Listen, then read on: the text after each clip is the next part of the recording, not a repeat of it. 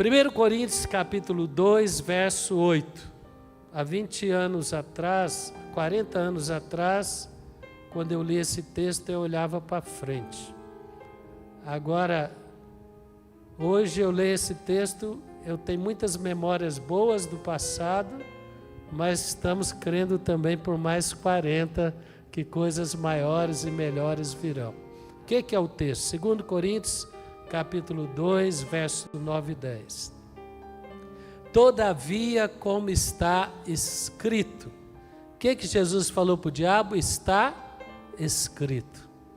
Satanás tenta distorcer ou anular aquilo que está escrito. Não foi assim lá em Mateus capítulo 4, quando ele tentou Jesus? Primeiro ele tentou distorcer o entendimento da palavra. Manda que esta pedra se torne pão. Mas Jesus falou, nem só de pão o homem viverá, mas de toda a palavra que procede da boca de Deus. Deus tem o tempo e o propósito certo para todas as coisas. O diabo queria provocar Jesus a pôr Deus à prova, a palavra de Deus à prova. Jesus falou, não, eu estou faminto após 40 dias de jejum, sem água, sem comida, no deserto, muito mais difícil que o nosso, né, irmão?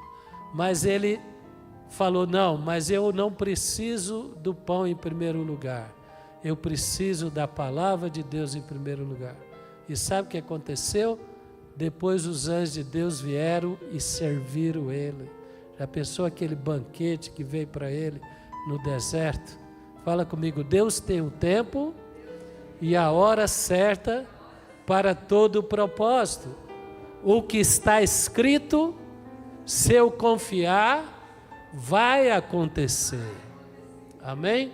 Então, o que está escrito, olho nenhum viu, ouvido nenhum ouviu, mente nenhuma imaginou. O que Deus preparou para aqueles que o amam. Davi teve essa revelação. Salmo 23, ele fala, preparas uma mesa na presença dos meus inimigos. O meu cálice transborda, certamente bondade e misericórdia estarão sobre mim todos os dias da minha vida. E aqui está declarando isso sobre a igreja, sobre aqueles que amam a Deus, sobre aqueles que servem a Deus, não que sejam perfeitos, mas são bem intencionados, são aliançados com Deus e com a igreja. Quem quer declarar isso com fé hoje à noite? Talvez você está precisando de um sinal da bondade de Deus na sua vida. Quem gostaria de um sinal da bondade de Deus? Que venha ainda esta semana, que eu e você possamos ter um encontro com a bondade de Deus. Abraão certa vez estava abatido, porque ele esperava o filho e o filho não chegava. E ele abriu o coração com Deus, Deus falou, calma Abraão, o meu projeto na sua vida vai se cumprir e vai se cumprir numa plenitude que você estará plenamente satisfeito. Não é o plano B, Deus não tem plano B, é o que está escrito. Quem tem promessas na leitura da palavra e está orando por essas promessas na vida emocional, profissional, na vida dos seus filhos. Quem tem? Então levanta as mãos e fala, está escrito e eu declaro esta noite, mesmo diante das adversidades e alguns momentos difíceis, eu declaro esta noite, meus olhos não ouviram, meus olhos não viram, meus olhos não viram, meus ouvidos não ouviram, e minha mente não imaginou o que Deus preparou para a minha vida, para a sua igreja, neste semestre de 2024. Deus preparou coisas melhores. Jeremias 29:11, nos dá uma direção. Ele diz através do profeta Jeremias: porque sou eu que conheço os planos que tenho para vocês. Você se sente abençoado de saber que Deus te ama, e quando você e eu estamos em Cristo, firmes na igreja, nós vamos conhecer e viver os planos de Deus, como diz Isaías 55, que são muito mais altos do que os nossos, além daquilo que podíamos pensar, imaginar ou ouvir. E ele fala: porque eu conheço os planos que tenho para vocês, diz o Senhor. Planos de fazê-los prosperar e não causar dano. Quem aqui tem prosperado? Não só financeiramente, mas em muitas áreas da sua vida. Depois que você conheceu Jesus, depois que estamos na fonte da vida, eu vejo esses 40 anos, Deus tem nos feito prosperar. Deus tem feito várias pessoas que estão aqui compartilhando a sua vida na igreja, a gente tem acompanhado, entraram aqui às vezes abalados emocionalmente, hoje tem uma estabilidade, estão crescendo em várias áreas da sua vida, estão estruturando, estabelecendo, vivendo promessas de Deus.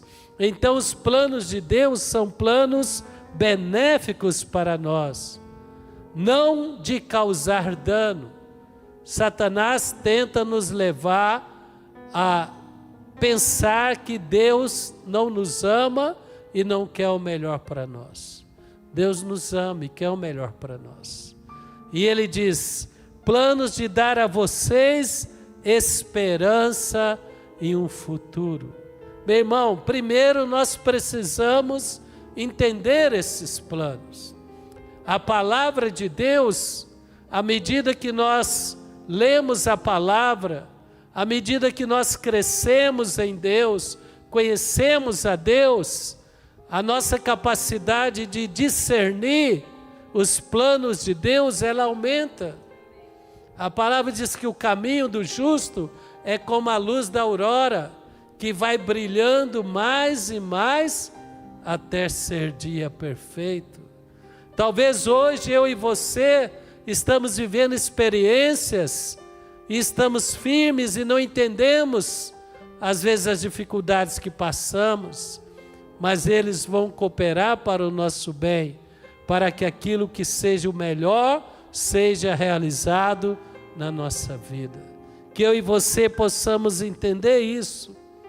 Falar: Deus, abre o meu entendimento para que eu possa conhecer os teus planos. Abre comigo Isaías 43, versículo 12. Vamos navegar um pouquinho aqui na palavra, meditar em alguns textos, tentar aplicar no nosso pensamento aqui. Isaías 43, versículo 12, 10 em diante. Vocês são minhas testemunhas, declara o Senhor, o meu servo a quem escolhi, para que saibam e creiam em mim e entendam que eu sou Deus. Antes de mim nenhum Deus se formou, nem haverá algum depois de mim. E aí no versículo 11 e 12 ele diz: eu mesmo sou o Senhor, e além de mim não há Salvador algum. Quem já tem esse entendimento que o seu Deus, o seu Salvador, Ele é o único poderoso, antes dele, depois dele, não existe Deus. E aí ele fala: eu revelei, eu salvei, eu anunciei, e não um Deus estrangeiro entre vocês. Vocês são testemunhas de que eu sou Deus, declara o Senhor. Fala comigo: revelei, salvei e anunciei. revelei, salvei e anunciei. Deus quer revelar, Deus quer manifestar sobre nós, sobre a nossa casa, sobre a nossa geração, e Ele quer realizar os planos perfeitos que Ele tem para nós. Que eu e você possamos buscar a sabedoria, o entendimento de Deus. Jeremias 33, verso 3. Pula comigo lá para o texto do profeta Jeremias. Capítulo 33, verso 3. Clame a mim e eu responderei. Oh, quem precisa de uma resposta esta semana? Talvez está falando, Deus, eu não estou entendendo os planos, eu não estou entendendo esse momento da minha vida. Clama a mim e eu responderei. Abraão clamou, Moisés clamou, Josué clamou, ninguém ficou sem resposta. E na nossa geração, Ele era antes, Ele é hoje e Ele sempre será na geração dos filhos e da nossa descendência, o Deus bom, o Deus eterno, o Deus fiel, o Deus maravilhoso. Clame a mim e eu responderei, direi a você coisas grandiosas e insondáveis que não conhece. Deus tem o melhor para mim e para você. Feche os olhos, levanta as mãos, que Deus possa te encontrar no seu quarto de oração, que Deus possa se manifestar na leitura da palavra, que Deus possa vir a você através de pequenas experiências da vida, respostas virão. Meu irmão fala, Senhor, eu clamo a Ti, eu quero ter esse entendimento, eu quero ter essa consciência destes planos maravilhosos, insondáveis, que eu ainda não conheço. Fala comigo, Senhor Deus, abre os meus olhos, dilata o meu coração, para que eu não fique preso nas dores e nas circunstâncias difíceis, mas que eu possa clamar, e como o Senhor se manifestou a Moisés e mudou a vida dele, o Senhor tem algo para mim, e eu creio, Senhor, que isso é muito maior do que eu poderia imaginar. Quem crê, aplaude ao Senhor bem forte. Então Ele anunciou, Ele revelou, Ele fez isso com Davi. Abre comigo lá em 1 Samuel, capítulo 16, a partir do verso 12. Jessé, 1 Samuel capítulo 6, verso 12. Jessé mandou chamá-lo. Ele veio, era ruivo, de belos olhos, boa aparência. Então o Senhor disse a Samuel, é este, levanta e unge.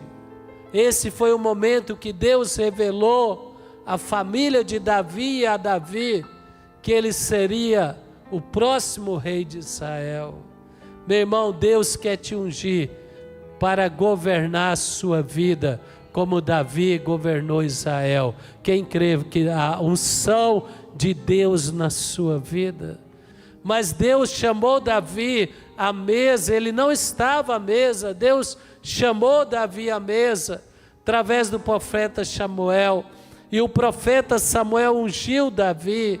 Ele falou, é este, levanta, unge ele. Meu irmão, às vezes você pensa, quem sou eu? Davi era um pequeno jovem, gentil aspecto, não estava nem na mesa, mas Deus escolheu. Eu quero te dizer, Deus escolheu você para ser uma pessoa que vai abençoar toda a sua casa. Lança fora as dúvidas, lança fora as acusações. Você é um instrumento de Deus para abençoar a sua família. Você é ungido de Deus, Deus não errou. Samuel apanhou o chifre cheio de óleo, ungiu Davi na presença dos seus irmãos, e a partir daquele dia o Espírito do Senhor se apoderou de Davi, e Samuel voltou para Ramá. Começou um processo que ia tornar aquele jovem um homem maduro, que ia legitimar a caminhada de Davi, as escolhas que ele fez nesta caminhada, obedecendo a direção do Espírito, o entendimento da palavra de Deus que o Espírito trouxe a ele, determinou que ele tivesse alcançado o projeto de Deus. Foi ungido rei em Hebrom e depois foi ungido rei em Jerusalém. Quem quer andar debaixo da unção de Deus, fecha os olhos, levanta as mãos. O diabo quer roubar esta unção, o diabo quer nos fazer errar a caminhada, mas que Deus gere em nós um coração quebrantado. Fala: Senhor Deus, eu quero caminhar debaixo da unção do Espírito Santo. Traz entendimento, revelação da sua palavra, para que eu possa alcançar e viver as promessas do Senhor. Oh, meu irmão, primeira coisa Deus faz, Ele revela. A segunda coisa que Deus faz, Ele libera a unção, a capacitação, que vai nos levar a poder viver as promessas de Deus. Agora nós temos que confiar. Jeremias foi ungido profeta, ele ainda era bem jovem, e Jeremias 1:12 diz: o Senhor me disse, você viu bem, pois estou vigiando para que a minha palavra se cumpra. Deus está vigiando a palavra que Ele tem sobre você, sobre a fonte da vida, e nós vamos viver um momento de crescimento, de fortalecimento ainda maior em nome de Jesus. Deus não abandona. Ele falou: Jeremias, haverá resistência, a nação se levantará contra você, mas eu não te abandonarei. Quem crê que Deus não vai te abandonar? O diabo levanta, o inferno levanta, os problemas vêm, mas nós temos que confiar. Quem quer aprender a confiar? A fé e a confiança andam juntas. A confiança fortalece a fé, e a fé te leva a ter experiências que vai fortalecer a confiança. Quem entende o que eu estou falando? Se eu confiar, eu vou andar com segurança, vou escolher o certo, não vou temer pisar sobre as águas, e as experiências que eu terei através da fé, elas voltam e fortalecem a nossa confiança. Olha, uma experiência de atitudes diferentes diante da mesma situação. 2 Reis capítulo 7, versículo 1. 2 Reis capítulo 7, vamos pulando e lendo alguns versos. Samaria estava passando extrema necessidade.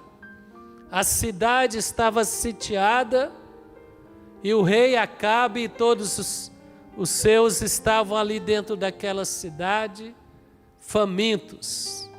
E eles procuraram o profeta, e o profeta disse, Eliseu, capítulo 7, verso 1. Eliseu respondeu: ouça a palavra do Senhor.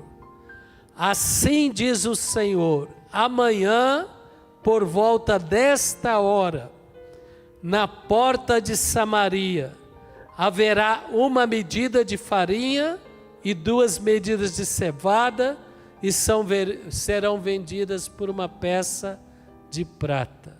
Meu irmão, não havia comida, o exército tinha cercado Israel, a despensa, os armazéns, os mercados de Israel, de Samaria, estavam vazios. E o profeta deu uma palavra de esperança. A Bíblia é uma palavra de esperança. Quando você lê a Bíblia, você recebe uma palavra de esperança. Quem vai confiar na palavra de Deus? Apesar de humanamente ser impossível, mas eles teriam que crer.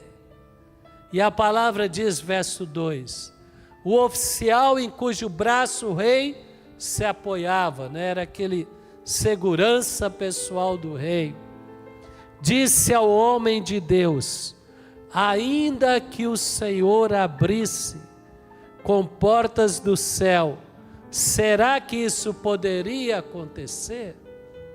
Mas Eliseu advertiu: você verá com os próprios olhos, mas não comerá coisa alguma.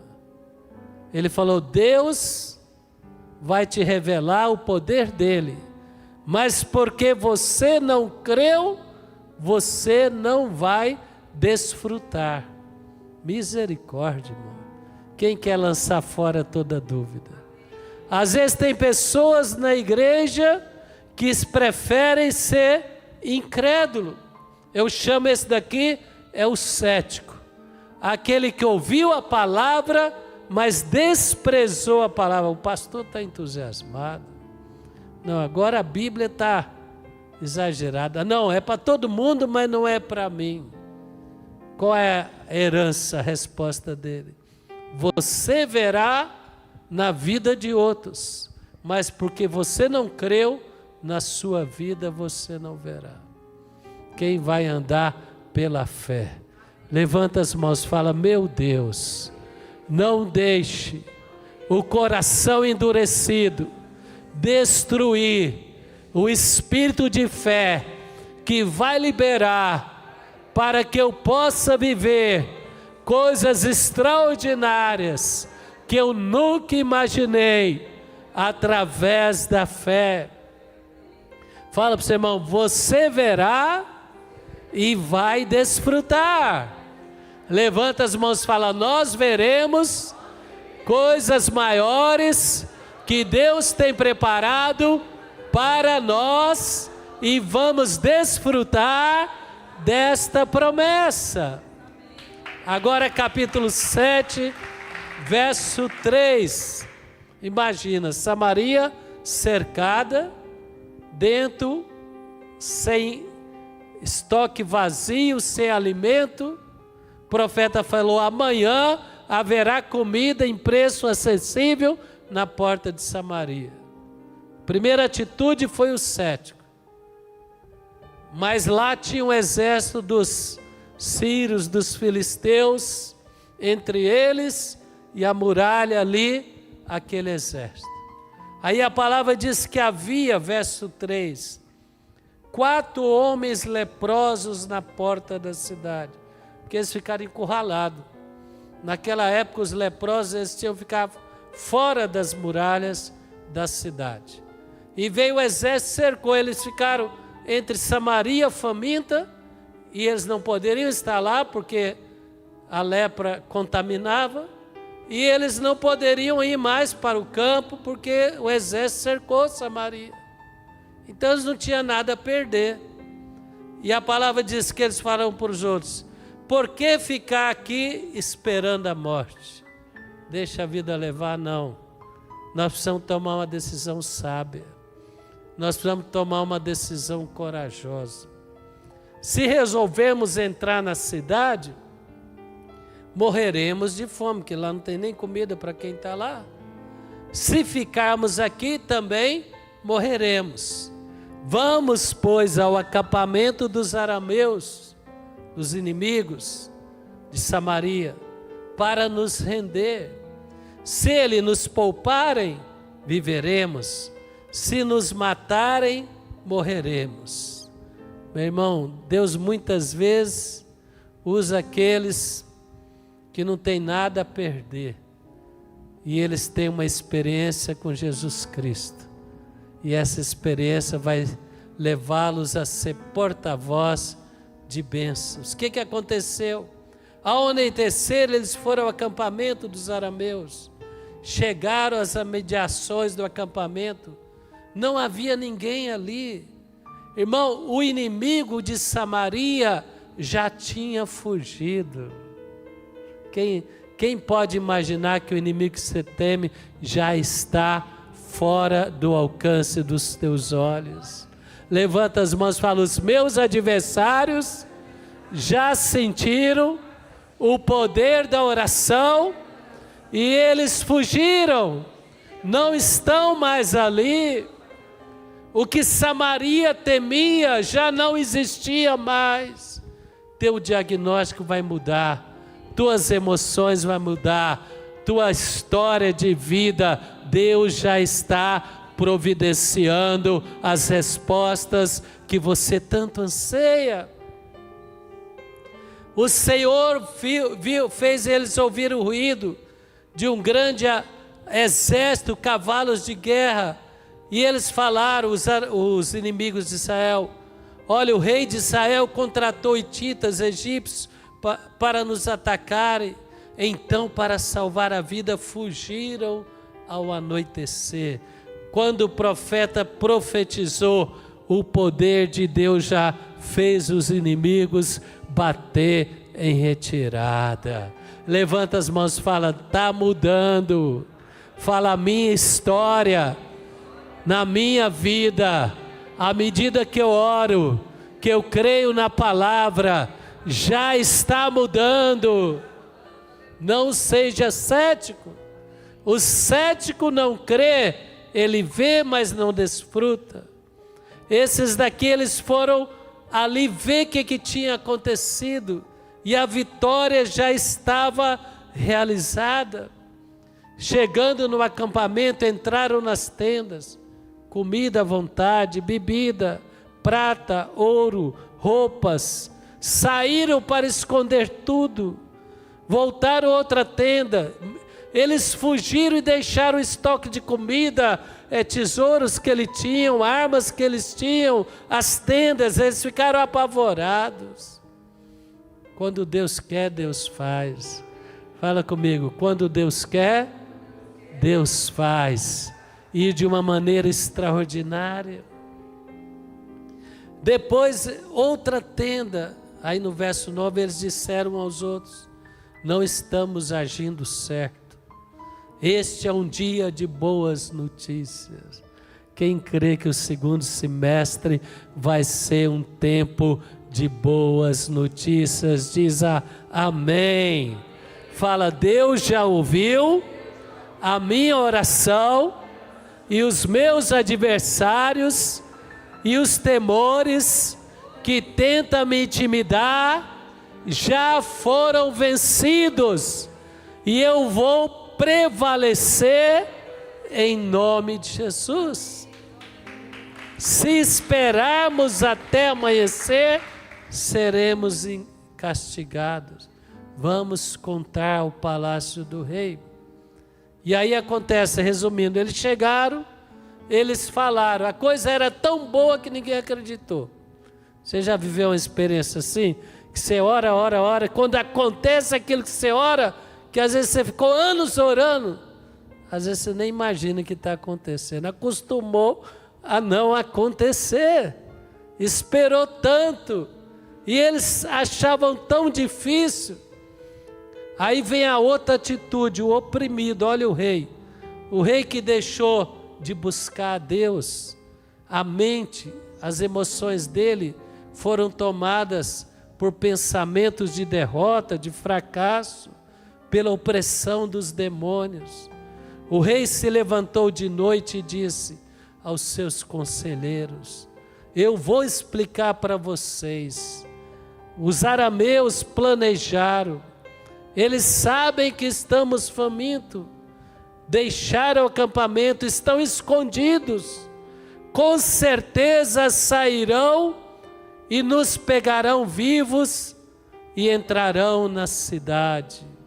Meu irmão, aí é demais, né? É aquele que vai bater o pé e fala, eu vou errar. É a oportunidade da vida. Davi falou para Golias, você vai cair.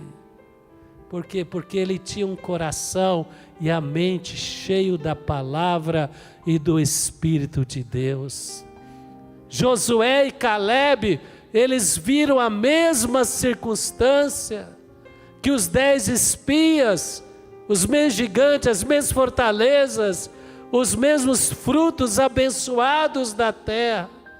Eles declararam, se Deus for conosco, certamente prevaleceremos. O que está enchendo a nossa mente? O que está enchendo o nosso coração? Quais os sentimentos? Quais os pensamentos? Não vamos deixar os demônios apagar o poder da palavra e do Espírito que nos revigora. Fala comigo, os problemas são os mesmos. É as atitudes que são diferentes. Quem entende o que eu estou falando? Todos temos dificuldades. O rei falou, não, isso é uma armadilha. Aí um dos conselheiros do rei, eu queria dizer, esse é o sábio. Ele falou, manda alguns homens, ó rei. Vamos pesquisar o que está acontecendo. Assim prepararam carros e aqueles 5 homens foram e falaram, é verdade. O que a Bíblia diz? Provai e vede que o Senhor é bom. A palavra, meu irmão, se experimenta. Quem crê que Deus tem para você coisas grandes, preciosas, não vamos deixar o ceticismo, vamos ter ousadia, vamos preferir confiar, porque aquilo que Deus preparou para mim e para você, nós só vamos viver se nós tivermos fé, ousadia, determinação e preferir confiar em Deus